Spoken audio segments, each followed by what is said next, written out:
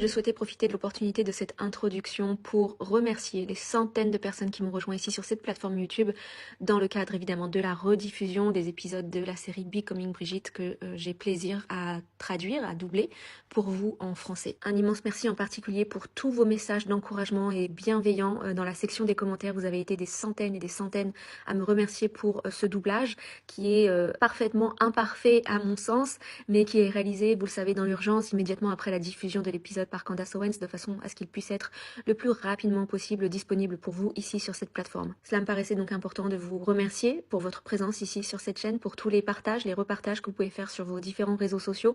Merci de faire connaître cette chaîne afin qu'un plus grand nombre puisse être au profit de la vérité qui est partagée par Candace Owens. Nous l'avons bien compris, Candace Owens y va crescendo. Elle a d'abord planté le décor dans le premier épisode et puis elle a monté un petit peu d'un cran en laissant voilà l'auditeur, le viewer à sa propre réflexion avec les images qui ont été partagées notamment à la fin du deuxième épisode. Il me tarde donc aujourd'hui de découvrir avec vous ce qu'elle va partager comme nouvelle information, quoi qu'il en soit, et comme je l'ai répété à plusieurs reprises sur mes différentes plateformes et notamment sur ma plateforme Instagram où je suis très active, au-delà de savoir si Madame Brigitte Macron est effectivement née en tant qu'homme biologiquement, le débat va bien au-delà de cette vérité. Nous comprenons au fur et à mesure du déroulé des épisodes que cette machination est bien supérieure à ce que l'on peut imaginer et que les enjeux sont bien supérieurs au juste fait de savoir si Madame Brigitte Macron est née homme ou pas. Franchement, vous êtes top, vous m'encouragez beaucoup parce que traduire ces épisodes voilà, en pleine nuit pour qu'ils soient disponibles dès que possible, je vous avoue que ça devient un petit peu compliqué, mais voir vos commentaires quand je me réveille le lendemain matin, c'est juste extraordinaire. Donc un grand merci, ça me paraissait important aussi de vous mettre aussi un petit peu à l'honneur dans le cadre de ma démarche ici sur cette chaîne. Je vous souhaite donc une très bonne écoute de l'épisode numéro 3. Ok les gars, vous avez tenu jusqu'à vendredi, je suis tellement désolée qu'on ait publié en retard, ça a été vraiment une folle journée aujourd'hui et il semble que les choses deviennent de plus en plus folles. Donc on va tout de suite se plonger dans la suite de notre série parce que je vous ai laissé un petit peu sur le suspense à la fin du dernier épisode. Nous vous avons montré une photo côte à côte de celui qui est donc l'actuel président de France, Emmanuel Macron, avec quelqu'un à côté qui est donc censé être le neveu de Brigitte, donc le neveu de l'épouse du président.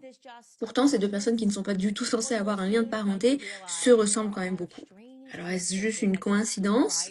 Vous vous rendrez compte qu'il y a quand même beaucoup de coïncidences étranges qui ne cessent de se produire à propos du couple Macron et de leur passé vraiment mystérieux. Alors soyez les bienvenus sur notre série Devenir Brigitte.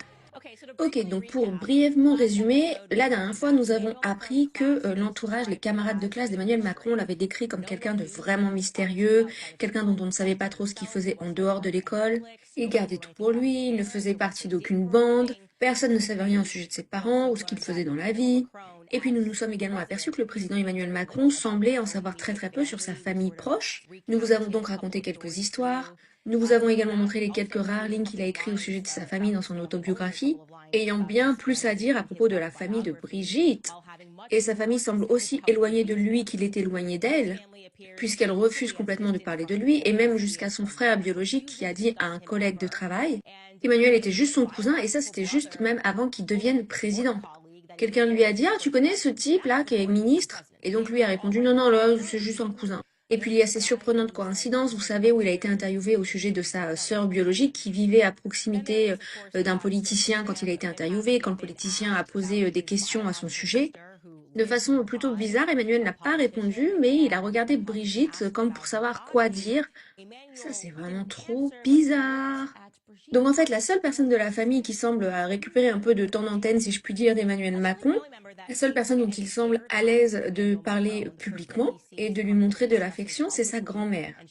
Ok, donc sa grand-mère, c'était une femme nommée Germaine Nogues, Nogue, prononcez-le comme vous voulez, à laquelle il faisait référence sous le petit nom Manette. Ok. Les voilà ensemble sur la photo. Et lorsqu'il discute de son enfance dans son livre Révolution, elle est la seule qu'il incorpore dans son histoire, dans l'histoire de son enfance. Voici une citation. J'ai passé mon enfance dans les livres, comme en dehors de ce monde. C'était une vie tranquille.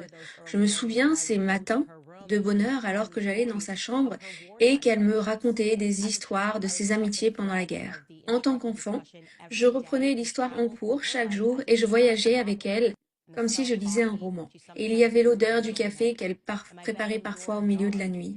Et la porte de ma chambre s'entr'ouvrait de bonne heure à 7 heures du matin alors que je n'étais pas encore venue la voir et avec elle qui s'exclamait de façon préoccupée « Est-ce que tu dors toujours ?» Vous savez, il y a même ce journaliste qui spécule sur le fait que peut-être il aurait été adopté par sa grand-mère. Quoi qu'il en soit, il devient vraiment important de en apprendre un petit peu plus à propos de sa grand-mère. Qui était-elle? Parce que lui raconte que c'est elle qui lui a appris à lire. D'après ce qu'il dit, elle ne vivait qu'à quelques maisons, quelques encablures de là où il habitait avec ses parents à Amiens. Il raconte également dans son livre qu'il passait ses vacances d'été, ses vacances d'hiver chez elle, dans la maison familiale qui se situe en Béarn et en Bigorre. C'est là qu'il aurait appris à marcher, c'est là qu'il aurait appris à pêcher, c'est là qu'il aurait même appris à jouer au rugby avec ses grands-parents. Tellement de temps passé avec ses grands-parents que peut-être cela explique cette absence bizarre de photos d'enfance aux côtés de ses frères et sœurs ou avec ses parents. Ok, mais ça commence à faire beaucoup quand même. Et selon les témoins, Manette, donc sa grand-mère, était extrêmement réservée, privée. Tout comme son petit-fils d'ailleurs, elle laissait souvent les volets de la maison fermés. Et les témoins racontent qu'une fois qu'elle a pris sa retraite, elle ne s'aventurait presque jamais dehors, parce qu'elle était toujours entourée de livres, en quelque sorte dans son petit repère, ce qui expliquerait pourquoi Macron prétend avoir été élevé dans des tas de livres. Mais posons-nous la question de quels livres exactement s'agissait-il? Eh bien, il nous a donné une réponse à ça. D'après Caroline Derrien et Candice Nedelec dans leur autobiographie Les Macron, il y a cette citation, je cite, à l'adolescence, le jeune Macron s'est échappé en lisant des livres d'André Gide et Michel Tournier, et notamment ce livre, The Earl King, en anglais. Side note pour les Français qui m'écoutent, me semble-t-il, il s'agit du roi des zones, mais je ne suis pas sûre. Donc il semblerait que ce soit le livre de chevet de sa grand-mère. Sa grand-mère bien-aimée qui partageait avec lui un goût pour ses auteurs. Ok, donc on a déjà parlé du sujet André Gide, c'était dans notre épisode introduction. Vous savez, c'est le gars qui a lui-même admis être un pédéraste et qui a violé des petits garçons musulmans en Algérie en particulier. Tout cela dans le but d'explorer sa sexualité pour en quelque sorte briser les chaînes et dépasser les limites finalement de son éducation chrétienne, en apprenant vraiment sur lui-même, en voyageant en Algérie.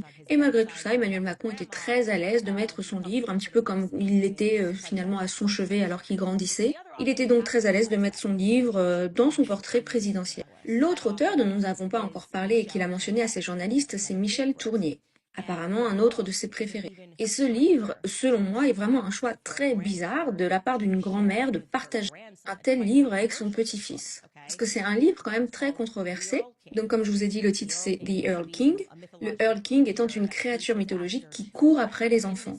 Et dans ce livre, il y a des passages qui... je vais vous lire un passage, je vais juste vous le citer. Donc je cite, les petites fesses des enfants sont souvent vivantes et frémissantes, toujours alertes, parfois renfoncées quelques secondes plus tard comme souriantes et naïvement optimistes, aussi expressives que des visages.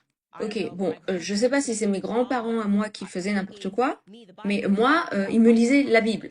On lisait ensemble des passages bibliques, mais ils m'ont sûrement pas lu des livres qui faisaient référence aux petites fesses des enfants.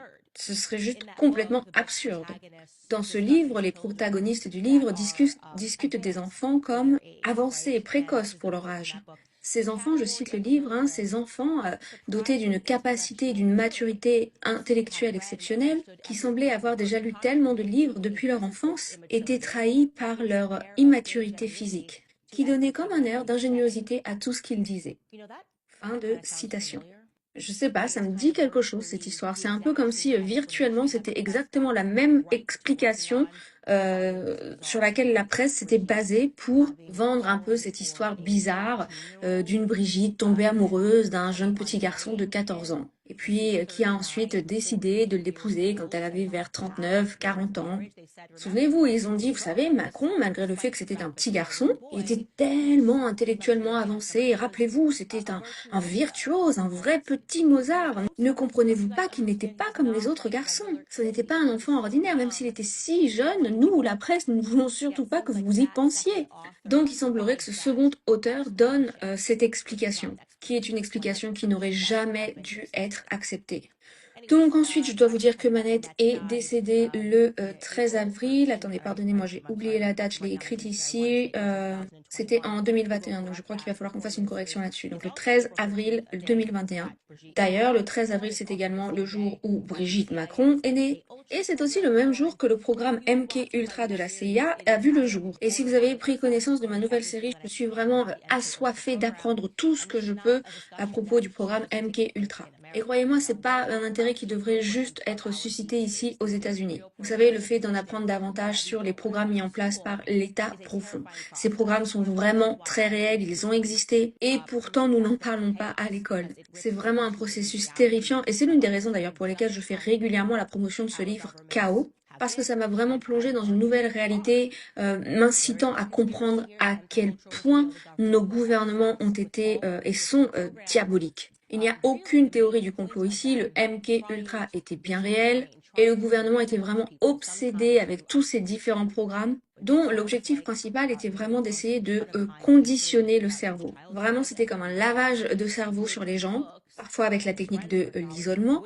ce qui fait d'ailleurs penser à Emmanuel Macron qui avoue lui-même avoir passé vraiment un temps considérable isolé pendant son enfance, puisqu'il reconnaît lui-même qu'il a vécu toute son enfance à travers des livres. Et ses amis, enfin en tout cas ceux qui auraient dû être ses amis, ont reconnu qu'il passait beaucoup de temps tout seul, qu'il ne voyait jamais.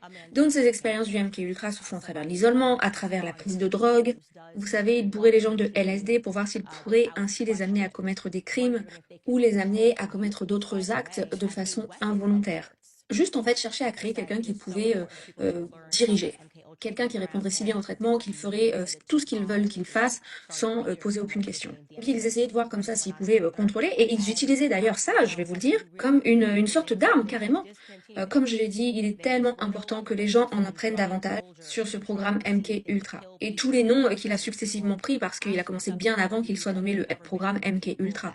Et il a continué bien plus loin. Et posez-vous la question si vous croyez vraiment à la théorie de ce qu'ils disent, à savoir que le programme s'est arrêté quand il s'est interrompu, quand ils ont découvert son existence. Juste comme ça, ils n'avaient plus aucun intérêt à essayer de voir ce que ça donnait, que de droguer des soldats, à essayer de voir s'ils pouvaient tuer des gens, à programmer des gens. Posez-vous la question de savoir si votre gouvernement, qui était capable de commettre ce genre de mal, serait également capable de vous dire la vérité quant au fait qu'ils se soient arrêtés au moment où ils se sont fait prendre. Juste comme ça, ils ont arrêté le programme, tout en admettant que la majorité des documents relatifs à ce programme avaient été détruits.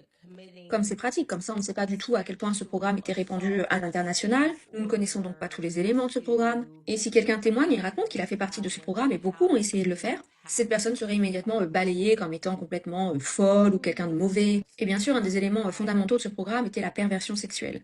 Le fait de commettre une agression sexuelle sur quelqu'un afin d'établir ensuite comment cela affecterait son psychisme. Vraiment, vraiment des trucs que vous n'avez pas imaginé du mal. Donc dans un précédent épisode, je vous ai dit comment les parents d'Emmanuel Macron, en tout cas les prétendus parents d'Emmanuel Macron, que vous voyez ici à l'écran, avaient vraiment des boulots super intéressants. Son père, Jean-Michel Macron, était psychiatre. Et oui, nous savons pour fait que les psychiatres, au fil des âges, ont fait des choses absolument abominables. Me lancer même pas sur le sujet. En fait, si, lancez-moi sur le sujet. Si je devais parler, par exemple, de Sigmund Freud, parler de qui il était vraiment et à quel point c'est dérangeant qu'il puisse être enseigné dans nos systèmes scolaires ici aux États-Unis comme une sorte de héros qui aurait voilà, traversé, cassé les codes de la psychiatrie moderne, quelle percée, quelle contribution il a pu apporter au domaine. Donc bon, on fera une pause et on en parlera dans un épisode différent pour ne pas nous perdre. Mais oui, le papa d'Emmanuel Macron était donc psychiatre et sa mère, Françoise, que l'on voit sur la droite de la photo, était pédiatre. Vraiment, quelle combinaison fabuleuse pour Emmanuel Macron qui a donc grandi dans cet environnement. Ok, et de façon très intéressante, quelque chose d'intéressant donc a été découvert en ce qui concerne la mère, Françoise. Donc je vous ai dit qu'elle était pédiatre, qu'elle avait également exercé comme conseillère médicale auprès de la sécurité sociale, et quelque chose de vraiment très intéressant a fini par sortir à son sujet et au sujet de son travail. Ça, je vais vous lire directement extrait du prochain livre du journaliste Xavier Poussard qui sera bientôt disponible sur Amazon, au cas où vous soyez impatient de savoir comment l'histoire se termine et souhaitiez aller directement à la fin. Et donc il a écrit, je cite, face au mur de l'enfance d'Emmanuel Macron, nous avons décidé de l'analyser méticuleusement, avec cette question en tête, pourquoi la famille a-t-elle refusé de répondre aux requêtes des journalistes et pourquoi avait-il besoin de l'approbation de Brigitte? Une audience à l'Assemblée nationale française a attiré notre attention, celle de Sylvaine Téléfort, pardonnez-moi encore si je prononce mal le nom de famille, je ne connais pas cette personne, présidente de l'Institut pour l'intersexualité et l'hermaphrodisme, association d'Europe, née à Beauvais en 1956 sous le nom de Sylvain Téléfort, qui s'est donc changé en Sylvaine par décision de la Cour de Paris le 15 mai 2007. Donc, vous l'avez bien compris, Sylvain est né en tant que il, et il a révélé ça au passage dans l'Assemblée, révélant dans cette audience qu'il avait reçu du support administratif dans cette transition de genre par un docteur senior exerçant à la caisse primaire d'assurance maladie, j'ai nommé le docteur Françoise Macron, la mère d'Emmanuel Macron. Donc, une personne qui a effectué une transition se met soudainement à témoigner et révèle que oui, en fait, celle qui m'a aidé à faire ça, c'était le docteur Françoise Macron. C'est elle qui m'a vraiment assistée dans ce processus de transition. Donc ça, nous savons que ça a vraiment eu lieu, qu'elle était effectivement impliquée dans l'accompagnement des transitions de genre. La question qui demeure, c'est de savoir si c'était simplement un cas unique ou si la mère d'Emmanuel Macron avait été impliquée dans ce genre de travail en aidant finalement plus largement les personnes transgenres.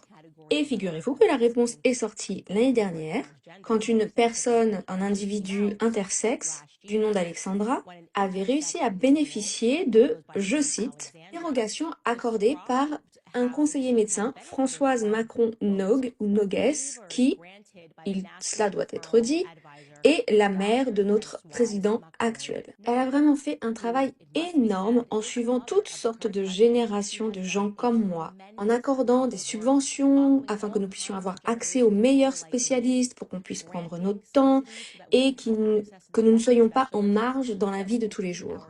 Si ces gens étaient rejetés par leur famille, elle arrivait à leur trouver un endroit où être hébergés et ils recevaient une pension d'invalidité pour la durée de leur voyage. En résumé, c'était vraiment très bien organisé. Et je ne comprends pas pourquoi les gens méprisent ce protocole. Fin de citation. Et dans une autre interview, elle explique comment Françoise Nogues, donc Françoise Macron, était vraiment concernée par une pathologie en particulier, donc une maladie congénitale dont j'ignore le nom, je suis désolée, je flanche sur cette partie de la traduction. Mais vous savez les gars, moi je suis sûre que tout ça c'est juste des coïncidences. Tout ça, c'est les gens qui comprennent pas comment tout ça, ça continue d'arriver encore et encore. Ça c'est juste la théorie absolument farfelue du complot. Moi, je suis juste une conspiratrice complètement dingue. Oui, ok, je comprends. Il y a quelques questions qui se posent sur le sexe de sa femme, pourquoi on ne peut pas avoir accès à son passé. Nous avons des questions, oui, bien sûr, sur son passé. Son père était psychiatre. Sa mère est spécialisée dans l'accompagnement des gens pour leur transition de genre. Et bien sûr, ils ont gardé tout ça secret quand ils se sont mariés. Et bien sûr, quand il est devenu président et elle première dame, tous ces sujets relatifs au transgenre, à la pédophilie, voilà, qui ont commencé à apparaître sur le devant de la scène. Mais tout ça, les gars, c'est une coïncidence, c'est que le hasard. Vous savez, les livres posés là, tout ça, c'est juste une coïncidence. Ok, bon, maintenant revenons à l'histoire de Brigitte, au passé de Brigitte, parce qu'il semble vraiment y avoir beaucoup de coïncidences dans toute cette histoire. Donc nous avons déjà fait référence à cette journaliste Sylvie, vous savez, celle qui avait travaillé pour le magazine Vanity Fair, plutôt politiquement de gauche. Donc preuve là encore que toute cette histoire ne sort pas du chapeau de la théorie du complot, des conspirationnistes, tel que cela a été vendu au monde anglophone. C'est vraiment elle qui a consacré le plus de temps à essayer d'entrer dans le passé de Brigitte, mais elle n'arrêtait pas de se prendre un mur à chaque fois. Et encore une fois, pour recontextualiser, ces journalistes, elles étaient là enthousiastes en se disant « Ouais, c'est super, une femme qui prend enfin un peu de pouvoir au palais de l'Élysée ». Nous, on veut juste en savoir plus sur son histoire pour qu'on puisse vraiment promouvoir son histoire au monde. Vous savez, qui n'aime pas vraiment le personnage, l'image d'un personnage fort, surtout si vous êtes féministe, comme l'étaient quasiment toutes ces écrivaines, ces auteurs, ces journalistes. Donc elle a commencé à travailler sur la deuxième biographie de Brigitte, intitulée « Il venait d'avoir 17 ans ». C'est un titre assez rigolo, d'ailleurs c'est un titre complètement faux, tout comme Sylvie Baumel d'ailleurs l'avoue à la fin du livre, où elle écrit qu'Emmanuel Macron venait juste d'avoir 15 ans. Mais elle a sûrement utilisé un autre titre parce que ça aurait sûrement fait flipper l'Élysée, il y aurait eu un scandale national si elle avait intitulé son livre « Il venait d'avoir 15 ans ». Ils auraient sûrement fait des choses assez terrifiantes, ou alors peut-être qu'ils l'auraient juste, je mets des guillemets, convoqué au bureau pour avoir une petite conversation. Et donc au fil de ces interviews avec Brigitte pour construire cette biographie, cette seconde biographie, elle n'a fait que de tomber sur des petites inexactitudes, des petites erreurs de la part de Brigitte qui faisait des petites erreurs par rapport aux dates, par rapport aux âges, quel âge elle avait quand elle a fait telle chose. Et vous savez, aux États-Unis, on a ce juge très connu qui s'appelle le juge Judy. Et dans plusieurs de ses émissions, à chaque fois, elle répète, elle dit, les gars, si vous mentez, il faut vraiment que vous ayez une bonne mémoire. Si vous mentez pas, vous n'avez pas forcément besoin d'avoir une bonne mémoire. Parce que vous faites que raconter la vérité. Donc vous n'avez pas besoin de vous creuser le ménage en vous disant, ah, attends, qu'est-ce que j'ai raconté quoi à cette personne déjà? C'était quelle version de l'histoire que j'y ai donnée? Ce qui finit par conduire à toutes ces petites erreurs, ces petites inexactitudes. Donc une des erreurs que Brigitte Macron a faites lorsqu'elle a donné cette longue interview au magazine Elle, concernait sa grande sœur maintenant décédée, Marie-Vonne, qui est décédée dans un accident de voiture. Donc quand elle a donné cette interview, elle a raconté que c'était vraiment un traumatisme qu'elle avait vécu en tant qu'enfant et qui vraiment demeurait dans son esprit, qu'elle n'avait que 8 ans quand sa sœur est décédée et qu'elle portait un petit peu le poids de ce départ, de cette disparition avec elle au quotidien. Elle a également déclaré que sa nièce était décédée un an plus tard, à l'âge de 6 ans. Alors Xavier Poussard était vraiment troublé par ça. Donc déjà pour commencer, Sylvie Baumel a été en mesure de repérer une petite inexactitude en disant que effectivement Madame Macron avait 8 ans et non pas 6 ans quand sa sœur est décédée. C'est quand même une différence de 2 ans par rapport à ce qui avait été déclaré. Mais vous savez, quand vous perdez votre sœur à l'âge de 8 ans, c'est quand même un événement important dans l'histoire de votre vie. Donc il y a peu de chances que vous vous trompiez d'âge. Mais bon, peut-être que c'était juste une erreur sincère, honnête, ok. En revanche, en ce qui concerne l'autre personne qu'elle dit être décédée un an plus tard, donc la nièce, donc ce serait quand même une assez grosse tragédie dans la famille, deux décès coup après coup. Et là, Xavier Poussard commence à se dire, mais c'est bizarre parce que j'ai jamais rien lu à ce sujet. Il y a eu tellement de choses écrites, pratiquement tout, au sujet des nièces de Brigitte, et nulle part il était fait mention d'une nièce qui serait décédée. Donc il s'est vraiment mis à faire des recherches plus approfondies, et après un long travail, il a pu effectivement confirmer en visitant un terrain familial que Brigitte avait, plutôt que la famille de Brigitte avait, qu'il y avait effectivement une nièce prénommée Sylvie qui était décédée suite à une opération chirurgicale en 1996. Ok, d'accord, c'est la vérité. Mais ça fait presque 6 ans après que la sœur de Brigitte, Marie-Vonne, soit décédée. Pas un an, mais 6 ans. Donc ça, c'est une grande différence. Donc c'est quoi l'histoire ici? Bon, bref, le focus vraiment principal de Sylvie Baumel dans cette deuxième biographie était vraiment d'aller au fond des choses et d'en apprendre davantage à propos du premier époux de Brigitte Macron, André-Louis Osière. Vous savez, ce banquier, ce financier qu'elle avait épousé alors qu'elle avait 21 ans, ce gars qui s'est fait vraiment piquer sa femme sous ses yeux par un petit Mozart virtuose d'adolescent. Ça, les gars, ça doit faire mal, hein. Et pourtant, personne n'a jamais réussi à rentrer en contact avec lui. Souvenez-vous, nous avons parlé de Virginie Linhart, cette réalisatrice de documentaires. Vous savez, c'est celle qui a dit que c'était vraiment un trou noir. C'est elle qui a appelé André-Louis Osière comme étant le gardé le mieux secret du palais de l'Élysée. Ce sujet vraiment auquel personne ne pouvait avoir accès. Et il y a également une mention faite dans le magazine Capital en 2017 avec cette impression générale qui ressortait, faisant référence au premier époux de Brigitte Macron, André-Louis Osière, en étant, je cite, un vrai fantôme. Pas une seule photo de lui sur le web, pas une seule image dans les catalogues de presse, d'agences de presse. La biographie fait à peine référence à lui en tant que banquier. Mais qu'est-il donc arrivé à l'ex-mari de Brigitte Macron? Donc en ayant un petit peu voilà, renouvelé son investigation, son enquête, Sylvie Baumel a très largement souligné le fait que cet homme, qui aurait donc travaillé dans deux grandes agences bancaires, l'une d'entre elles ayant été supposément le Crédit du Nord, avait complètement disparu de l'industrie bancaire sans laisser aucune trace derrière lui. Elle a même écrit dans son livre, je cite, c'était comme un épisode de Black Mirror. Comment l'office, le bureau du présidentiel a-t-il réussi à rentrer dans le cerveau de ses anciens collègues de travail, ses anciennes connaissances, pour réussir à effacer de leur cerveau toute trace d'André-Louis Osière? Avant la sortie de son livre, Sylvie a décidé de sortir quelques extraits de son livre, notamment dans le magazine Le Point, et finalement, tout d'un coup, dans ce magazine, en avril 2019, donc juste avant la publication de son livre, enfin une photo de mariage du premier mariage de Brigitte Macron a émergé. Donc on recontextualise, ils sont maintenant au bureau présidentiel, ça fait 2 ans que M. Macron a pris ses fonctions, et nous y voilà, tada, enfin d'ailleurs je devrais plutôt dire 1 année et 3 mois, nous y voilà, tada, boum, photo. Voilà une première photo du premier mariage de Brigitte, supposément. Là voilà la photo. Je veux juste que vous regardiez la photo. Juste regardez la photo. Donc il nous est raconté que là c'est André-Louis et à côté ce serait donc Brigitte Trogneux. Donc je dois quand même vous préciser que moi je suis pas un logiciel de reconnaissance faciale, hein. Mais cette femme là, est-ce qu'on peut remettre la photo s'il vous plaît? Cette femme là sur la photo, pour moi, ne ressemble pas du tout à la première dame actuelle, Brigitte Macron. Alors je sais bien que les visages changent au fil des ans, mais pour moi, ça ressemble pas à l'actuelle première dame, Brigitte Macron.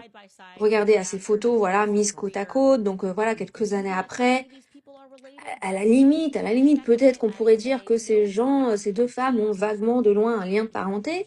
Mais là, en regardant les photos, je dirais non, non, les gars, là, il s'est passé quoi avec tes dents? T'as commencé à fumer du crack ou c'est comment? J'en sais rien. C'est qui la personne sur la photo, franchement? Mais bon, je suis bien consciente qu'on ne peut pas tirer de conclusions hâtives sur la simple base de regarder à une photo et d'avoir le sentiment que quelque chose est vrai ou que quelque chose est faux. Et je précise que Sylvie Baumel a fini effectivement par trouver la trace, la preuve d'un certificat de mariage au Touquet où effectivement quelqu'un du nom de Brigitte Trogneux a vraiment épousé quelqu'un dénommé André Louis Osière le 22 juin 1974. Donc ça se vérifie. Et non seulement ça, mais également le témoin du mariage était son frère Jean-Michel Trogneux. Donc ça c'est une avancée majeure dans l'enquête parce que ça nous révèle que Brigitte était vraiment très proche de son frère. Si vous en faites le témoin de votre mariage, c'est que vous êtes vraiment super extra proche. Mais c'était quand même bizarre parce que là, le grand public faisait simplement la découverte à ce moment-là de l'existence de Jean-Michel Trogneux avec cette photo. Donc les gens ont commencé à trouver ça bizarre qu'elle puisse avoir été si proche de son frère et qu'on n'en ait finalement jamais entendu parler. Est-ce que c'était vraiment une famille si horrible que ça pour que t'en parles jamais? Je sais pas, moi tout ça me paraît quand même assez bizarre.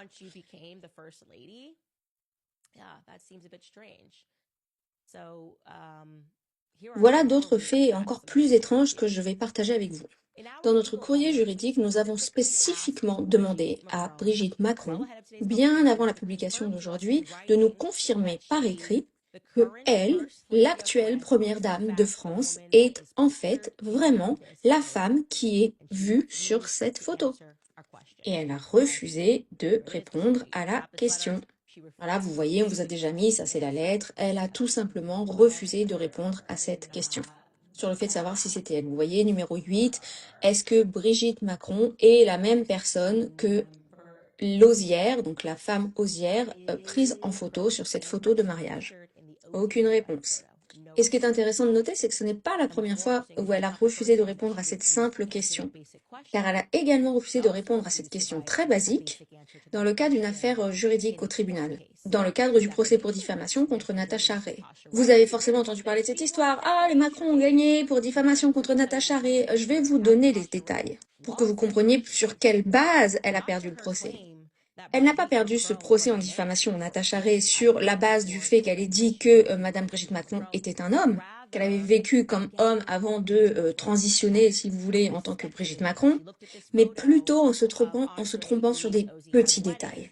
Vous savez, en spéculant par moments. Vous savez, elle a regardé à cette photo d'André Louosière et du mariage, et donc elle a tiré des conclusions dans son esprit en disant, moi je pense pas que ce type ait vraiment existé. En fait, le gars sur la photo ressemble beaucoup plus à quelqu'un d'autre, qui ressemble plutôt à Louis-André. Et oui, il suffit d'intervertir les prénoms. André Louis sur la photo, elle a pensé que c'était plutôt Louis-André, qui se trouve être son cousin germain. Donc elle a spéculé sur le sujet et elle a tiré cette conclusion en disant non, cette photo c'est du fake, ils font semblant et qui que ce soit sur la photo, c'était pas lui. Et il se trouve que sur ce point-là, Natacha avait tort.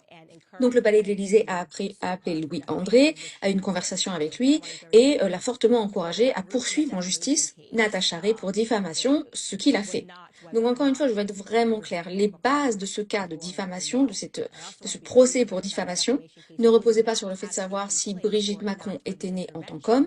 Je veux également être très claire sur le fait que ce procès n'aurait jamais eu lieu sans l'intervention prononcée du palais de l'Élysée, qui ont donc prétendu qu'ils se joindraient à ce procès, même s'ils ne l'ont jamais fait, parce une autre journaliste de gauche, dénommée Emmanuelle, qui a donc également écrit un livre à propos de Brigitte Macron parce qu'elle voulait vraiment discréditer toutes ces rumeurs sur le sujet et faire la lumière sur le fait de savoir est-ce que Brigitte ou non était un homme. C'est vraiment la seule journaliste qui a réussi à s'intégrer, à s'immiscer dans la famille Osière.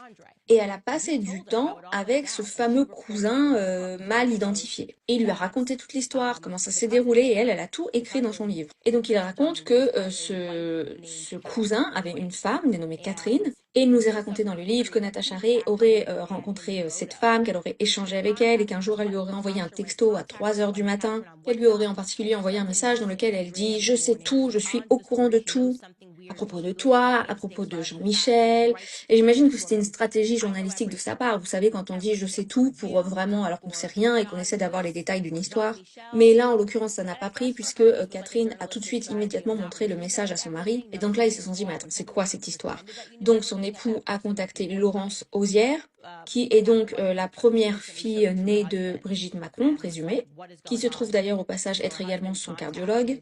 Et elle lui a tout de suite répondu, attends, faut que t'appelles Brigitte, faut que t'appelles maman, là. Parce qu'on en a parlé, et elle est en train de réfléchir si elle doit porter plainte, parce que là, c'est clairement du harcèlement. Donc c'est ce qui s'est passé, le cousin prend son téléphone, il appelle Brigitte, et voilà ce qu'il raconte à la journaliste de ce qu'il se serait passé, selon ses propres mots. Je cite, Brigitte me dit qu'elle est désolée, que c'est entièrement de sa faute, que nous avons besoin de porter plainte, qu'elle donne son accord également pour déposer une action commune, et j'entends la voix d'Emmanuel Macron dans le fond qui lui demande de se dépêcher parce qu'ils doivent partir. Avant de raccrocher, elle me promet de m'envoyer une copie, un extrait de son livret de famille, ce qu'elle a fait. Je lui ai également demandé de m'envoyer un courrier certifiant que c'était effectivement elle dans cette photo de mariage de 1974 avec André, ce qu'elle n'a pas fait. Je n'ai plus jamais reparlé de ce sujet avec elle directement après cela. Donc encore une fois, essayez d'imaginer la situation. Ils sont là à l'Élysée, ils disent oui, oui, vas-y, porte plainte, je suis là, je suis à tes côtés, je vais t'accompagner, on va le faire ensemble. Et donc lui, il lui dit ok, mais j'ai besoin d'une preuve, est-ce que tu peux juste m'envoyer un courrier où tu certifies bien que oui, bah c'est bien toi sur la photo.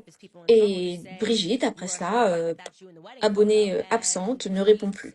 Donc lui, il remplit sa part du contrat, si je puis dire, il dépose plainte contre Natacha Ray, il envoie des documents aux avocats de Brigitte, et il reçoit ensuite un coup de fil de Brigitte qui lui dit écoute, le palais recommande plutôt que nous déposions nos actions séparément. Et voici ce que raconte Jean-Louis de ce qui s'est passé après, je cite, elle m'a dit que le palais de l'Élysée préférait lancer 2 actions séparées. Elle me laissait tomber. Ça voulait clairement dire, si tu choisis de continuer, t'es tout seul. Choisis-toi un bon avocat tout seul. Mais nous avions déjà porté plainte, donc on ne pouvait pas faire marche arrière. Donc nous avons continué en étant tout seul. Depuis ce jour-là, chaque fois que j'essaie d'appeler Brigitte, je n'arrive pas à la joindre, je passe toujours par sa secrétaire. Brigitte est devenue injoignable. Donc pour la faire courte, la première dame s'est complètement jouée de lui. Elle l'a complètement voilà, excité sur le sujet en disant vas-y, il faut que tu portes plainte, on va porter plainte ensemble, on va le faire ensemble. Et rien du tout, ils se sont juste fait manipuler et ils ont été littéralement trahis par le couple présidentiel. Et à en croire la presse journalistique, on peut comprendre que il a été vraiment affecté, que toute la famille Osière a été affectée par cette manœuvre. Encore une fois, c'est très bizarre, c'est tellement facile à certifier, il suffisait de faire une lettre. Mais tout ce que cherchait Brigitte dans cette histoire, c'était qu'il puisse faire un procès pour diffamation, prouver que les allégations de Natacha Ray étaient fausses et qu'au final, aux yeux du public, et que dans la presse, le couple présidentiel puisse ouvertement dire « Nous avons gagné un procès pour diffamation contre Natacha Ray ». Vous savez, cette folle qui raconte partout que Brigitte est née en étant homme. Mais vous voyez bien, Brigitte vient de gagner un procès pour diffamation contre elle. Donc ils n'arrêtent pas d'essayer de rabâcher dans la presse qu'ils ont gagné un procès pour diffamation, pour ceci, pour cela. Et je vous le rappelle, nous l'avons déjà dit, c'est comme ça qu'ils procèdent, c'est leur stratégie. Ils s'attachent, ils vont aller chercher la petite bête, les détails, mais ils ne s'adressent jamais au fond de ce que les gens prétendent à leur sujet. Donc vous devez comprendre qu'en ce moment en France, c'est quand même un petit peu en train de se développer, de s'agiter, commence à y avoir des articles de partout. Il y a plein de théories conspirationnistes, du complot. Je veux dire, où est passé le premier mari? Où est André Louis? Eh bien, comme c'est pratique, peu de temps après la publication de son livre, du livre de Sylvie Baumel, vous savez, ce livre sur ce sujet en particulier, le 8 octobre 2020, tout d'un coup, Tiphaine, donc la deuxième fille de Brigitte, annonce dans un magazine hebdomadaire que son père serait décédé un an avant, donc en fait en 2019. Donc juste au moment où les gens commencent un petit peu à creuser, ah bah non, il est mort, il y a un an, il est mort. Voici la citation qui a été publiée dans Paris Match. Mon papa est décédé le 24 décembre 2019. Nous l'avons enterré dans la plus grande intimité. C'est trop pratique, non? Je sais pas, vous trouvez pas que c'est trop pratique? Je sais pas, le premier mari de la première dame, à qui tout le monde commence un petit peu à s'intéresser, d'un coup, hop, il tomberait de mort. Vraiment juste au moment où les gens commencent à s'intéresser sur le sujet en se disant non, il y a quelque chose de louche là derrière. Franchement, moi je dis que c'est remarquablement pratique pour la famille Macron. Et d'ailleurs, c'est un peu bizarre parce que la façon dont Tiffen a annoncé la mort de son papa dans Paris Match, et d'ailleurs nous savons bien entendu, on va pas le répéter, que Paris Match est contrôlé dans une certaine mesure par Mimi Marchand. Vous savez, c'est vraiment son magazine de prédilection où elle publie beaucoup de ses photos, de ses histoires. Ce qui est vraiment bizarre, c'est que Tiffen s'est trompée dans les détails à propos de la mort de son propre père. Ouais, vous trouvez pas franchement ça bizarre? D'abord, pour commencer, il n'a jamais été enterré. Il a été incinéré et son incinération n'a pas eu lieu le 24, comme elle l'a dit, mais 4 jours plus tard, le 28 décembre. C'est vraiment bizarre, hein. Bah, peut-être que c'est le journaliste qui a fait une erreur, hein. Finalement c'est possible, hein. Ce serait juste une autre coïncidence dans toute cette histoire. Une coïncidence de plus dans toute cette saga qui semble ne jamais prendre fin. Donc maintenant qu'on sait quelles sont les vraies dates, revenons-en un petit peu à ce cousin, vous savez, le fameux cousin Germain. Vous savez, celui qui est pas très content avec la famille présidentielle parce qu'il a vraiment ce sentiment d'avoir été voilà, brûlé, un petit peu mis en pâture par le couple présidentiel après avoir déposé plainte. Et donc il s'est un petit peu lâché sur le sujet du service funèbre voilà, de André Louis. Et donc l'histoire raconte qu'il aurait reçu un appel de la part de sa sœur, donc la sœur d'André Louis, l'informant qu'il y aurait rapidement des funérailles rapides. Et donc il a fourni aux journalistes à qui il raconte cette histoire le petit livret qui a été distribué lors des funérailles, ces funérailles très rapides. Et je vais vous dire que le choix de la photo, pour une photo nécrologique, c'est vraiment un choix particulier. Voilà la photo. Donc voilà la photo, André Osière, cérémonie du 28 décembre 2019. Donc c'est là qu'on s'est aperçu que sa propre fille s'était trompée dans la date. Mais bon, je suis sûre que c'était une coïncidence, c'était un accident. Et donc en dessous, sur la photo, il est écrit à notre ami, notre frère, notre compagnon, notre grand-père, notre papa. Donc là, même pour une journaliste plutôt politiquement très à gauche, qui n'est pas du tout dans ces, mettons des guillemets, théories des complots. Donc à cette Emmanuel, ça lui a semblé être quand même un choix hyper bizarre de photo. Une photo qui est censée annoncer le décès de quelqu'un. Donc elle lui a carrément posé la question, elle lui a dit mais attends c'est quand même c'est bizarre comme choix de photo pour un enterrement. Et le cousin lui a répondu, Jean-Louis lui a répondu, je cite, je crois que c'était la seule photo qu'ils ont pu trouver quand ils sont allés à la recherche d'une photo pour les funérailles, parce que toutes les autres photos avaient été détruites. Détruite. Je suis peut-être pas Natacha Ray, mais je suis quand même un peu perplexe quant à savoir que c'est tout ce qui reste de la vie d'un homme en image. Je veux dire, à part sa photo de mariage, c'est ça qui reste, c'est une photo de lui en maillot de bain pour illustrer son départ final. Elle pose la question dans son livre. Ouais, c'est tout ce qui reste, c'est tout ce qui reste comme photo de la vie de cet homme. Donc là, vous vous posez sûrement la question, attends, c'est quoi cette histoire de dingue? Qu'est-ce qui se passe? C'est quoi cette histoire? Et il se trouve que Xavier Poussard a été en mesure de remonter un petit peu la trace du vrai André-Louis Osière à travers des dossiers bancaires, s'apercevant qu'il n'avait jamais travaillé au Crédit du Nord. Et donc il partage cette information avec Emmanuel parce que c'est une journaliste bien plus grand public et il se dit que peut-être elle sera en mesure de pouvoir voilà de creuser un petit peu plus profondément et d'en apprendre davantage. Il lui donne également accès à un groupe Facebook où non il s'aperçoit non ce gars il a vraiment existé et ce groupe est rempli d'anciens collègues, d'anciennes connaissances de travail avec lesquels il a effectivement travaillé, qui va donc un petit peu apaiser les soupçons et les doutes qui étaient de savoir si cet homme avait peut-être jamais existé, est-ce qu'il a existé, est-ce qu'il n'a pas existé. Et voici donc la façon dans laquelle Emmanuel, la journaliste, conclut ses recherches sur cette histoire. Donc rappelons qu'il s'agit ici du premier mari de Brigitte, André-Louis Osière. Elle a écrit, je cite, « Ses sœurs ne voulaient pas me parler, ses enfants ne voulaient pas me parler, donc j'ai appelé quelques-uns de ses anciens collègues à travers un groupe Facebook d'anciens banquiers. Et ils ont tous parlé avec beaucoup d'enthousiasme de Dédé, celui qui était tellement gentil, poli, cultivé, qui parlait très souvent de ses enfants qu'il adorait. Ce Dédé qui fumait trop et dont il sentait qu'il était plutôt seul, dévasté. L'un d'entre eux m'a même envoyé une collection de portraits professionnels des années à peu près milieu des années 2000, où André pose avec un air sérieux, un costume et une cravate parmi ses collègues d'Amiens, donc dans le domaine bancaire. Le jeune marié de 1974 est clairement reconnaissable, même s'il commence à perdre un peu ses cheveux. Ses collègues ont tous gardé le contact les uns après les autres après leur retraite, mais pas lui qui a coupé tous les liens. André Osière avait disparu des radars. En ce qui me concerne, j'ai essayé d'appeler les membres de la famille Osière, mais personne n'a répondu. Donc Suzanne, la première femme de Jean-Louis Osière, elle m'a carrément raccroché au nez dès que je lui ai dit que j'étais intéressée par l'histoire de Brigitte Macron. Elle a dit « Oh là là, non, merci, au revoir, merci, bye bye ». Et clic, elle a raccroché. Et ailleurs, Jean-Louis, qui raconte les funérailles et qui était présent aux funérailles, raconte que seulement 4 jours après le décès, aucune information n'avait fuité dans les journaux. Le palais de l'Élysée voulait absolument que les choses se fassent très rapidement. Et il semblerait qu'Emmanuel Macron se soit personnellement impliqué pour que les choses se fassent le plus rapidement possible. Donc ces funérailles express, si on peut dire, qui ont été organisées tôt le matin à 8h30, avant même les heures d'ouverture officielles, tout simplement pour éviter les journalistes. Et le petit livret avec cette fameuse photo en maillot de bain qui était déposée sur les chaises. Il y avait à peu près une douzaine de personnes qui étaient présentes avec 2 clans séparés. D'un côté, les sœurs d'André, et de l'autre côté, les 3 enfants de Brigitte, Sébastien, Tiphaine et Laurence. Brigitte Macron, en revanche, elle, n'a pas participé aux funérailles. Le compagnon d'André, donc je continue à lire, le compagnon d'André, donc j'imagine c'est un peu comme un partenaire, quelqu'un avec qui il était en relation, mais probablement n'a jamais été marié, inconnu de tous, était également là, se tenant un petit peu plus loin. Après 20 minutes, la cérémonie était déjà terminée et tout le monde est sorti immédiatement. Après, je suis allée avec les autres enfants et les sœurs d'André pour prendre un café. Et un membre du personnel de sécurité était à l'extérieur pour monter la garde. Nous avons fini par laisser rentrer les agents de sécurité parce qu'il faisait tellement froid à l'extérieur. Et puis tout le monde est parti assez rapidement après les funérailles. Ok, bon, des funérailles quand même assez rapides. Pourquoi le palais de l'Élysée était-il impliqué? Et aussi, les gars, ça vous paraît pas bizarre que Brigitte n'ait pas participé aux funérailles, juste, voilà, basé sur le respect? C'était quand même un homme avec qui elle est restée mariée pendant 32 ans. Donc, le palais de l'Élysée s'implique pour que tout ça reste, chut, chut, on n'en parle pas. Mais pour autant, elle ne participe pas aux funérailles. Je sais pas, ça vous paraît correct? Je veux dire, le père de ses enfants, c'est incroyable, non?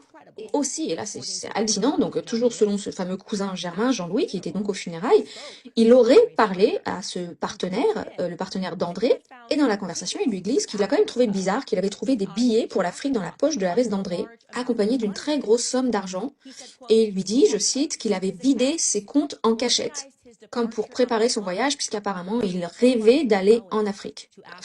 Ok, les gars, qu'est-ce qu'on doit penser de tout ça? C'est très bizarre quand même. Je veux dire, c'est bizarre que quelqu'un, voilà, un amoureux, un compagnon, un partenaire, peu importe comment vous voulez l'appeler, de raconter une histoire pareille. Je veux dire, qu'est-ce qui est vraiment arrivé à André Louis? Qu'est-ce qui est arrivé? Vous savez, celui qui a été incinéré hyper rapidement, même si sa fille dit qu'il a été enterré. Enfin, je veux dire qu'elle a accidentellement dit qu'il avait été enterré, parce que bon, parfois, vous savez, vous pouvez mélanger ces choses-là. Hein. Qu'est-ce qui est vraiment arrivé à André Louis? Qu'est-ce qui l'a poussé à devenir un reclus tout d'un coup, sans fréquenter ses anciens amis de la banque des années 70? Comment se fait-il que toutes ces photos, toutes les photos de sa vie aient été soudainement détruites et qu'il n'en reste que 2 photos de lui, une photo en maillot de bain et cette photo du mariage? C'est les 2 seules photos qui restent de ma vie. Est-ce que ça vous semble pas être comme un genre de système de destruction systématique? J'arrive pas à penser à une seule circonstance plausible dans laquelle toutes les photos de la vie d'une personne pourraient être détruites. Ce qui signifierait que toutes les photos de cette personne n'aient été gardées que dans un seul endroit. Est-ce qu'il est vraiment mort? Est-ce qu'il s'est échappé? Est-ce qu'il a voulu prendre ses distances avec le palais de l'Élysée? Est-ce qu'il a essayé de s'échapper, mais que voilà, le palais de l'Élysée serait peut-être intervenu? Je veux dire, toutes les portes sont ouvertes pour laisser notre imagination débordante s'activer là. Hein. Et de toute évidence, on ne peut rien confirmer. Mais en revanche, ce que je peux vous dire, c'est que curieusement, une autre journaliste dénommée Sophie a rapporté dans un numéro de 2022 de Paris Match, elle a raconté qu'André Louis avait terminé ses jours dans une clinique psychiatrique, avec à sa porte un responsable de la sécurité délégué par l'Élysée, supervisé par Alexandre, qui est un personnage très controversé, qui était un petit peu comme un chef de sécurité du palais de l'Élysée, et qui s'est retrouvé avec un énorme scandale sur le dos, connu dans la presse comme le Vanilla Scandale.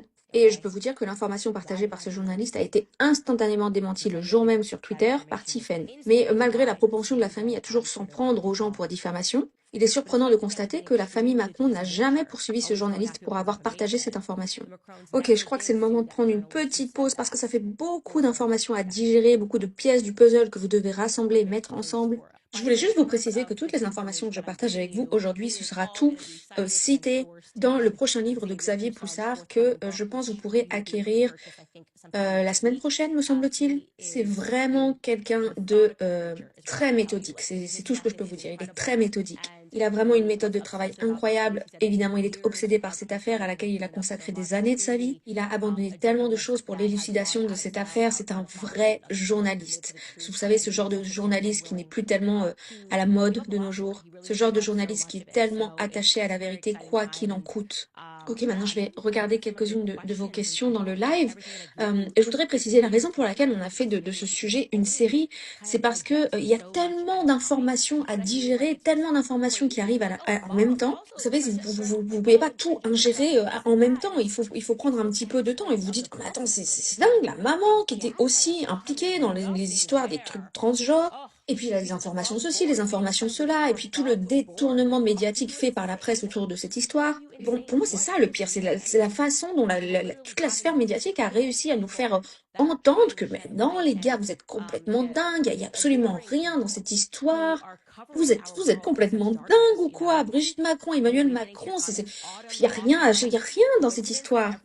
Quel genre d'entité médiatique arriverait à ce point à façonner l'esprit des gens pour qu'ils arrivent à détester ceux qui essaient simplement de propager la lumière sur tous ces mensonges, pour amener le grand public à comme adorer en fait les entités qui couvrent ce monde de mensonges et des ténèbres. Dans la suite de la vidéo de l'épisode numéro 3, Candace Owens va lire certains commentaires en direct avec lesquels elle va interagir. Donc pour ceux qui parlent, qui maîtrisent l'anglais, je vous laisse prendre connaissance de ces commentaires qui n'ont pas forcément directement lien avec l'affaire Brigitte Macron. Et elle nous donne donc rendez-vous lundi. Est-ce pour le 4e épisode ou pour un autre sujet? Je l'ignore. En tout cas, je vous remercie beaucoup d'avoir suivi cette version traduite, doublée de mon mieux possible, voilà, dans l'urgence comme à l'habitude, du 3e épisode de la série Becoming Brigitte, que j'ai traduit, je le sais, arrêtez de me prendre la tête avec ça, je l'ai traduit par Devenue Brigitte. Je sais bien que Becoming, I-N-G, c'est devenir, mais j'ai fait le choix volontaire de traduire ça par Devenue Brigitte, n'en déplaise aux détracteurs. Je vous remercie encore une fois pour tous vos mots d'encouragement. On est de plus en plus nombreux sur cette plateforme, une armée, comme j'aime à le dire, de vaillants gladiateurs pour la défense de la vérité. En ce qui me concerne, je pars en voyage la semaine prochaine pour 15 jours avec un décalage horaire de 6 heures. Je vais avoir un programme très très chargé et donc je ne pense pas qu'il me sera possible de continuer à traduire les épisodes s'ils sont diffusés pendant le temps de mon absence pendant ce voyage. Je le regrette vraiment profondément, malgré tout, si le timing le permet et si voilà, les circonstances logistiques là où je me trouve le permettent, je ferai de mon mieux ou alors j'essaierai de vous diffuser les épisodes en différé si ça vous intéresse peut-être à mon retour, mais peut-être que le sujet sera passé, je ne sais pas. Vous pouvez pendant toute la durée de ce voyage évidemment me retrouver sur mon compte Instagram où vous le savez je suis extrêmement active, je vais poster beaucoup de choses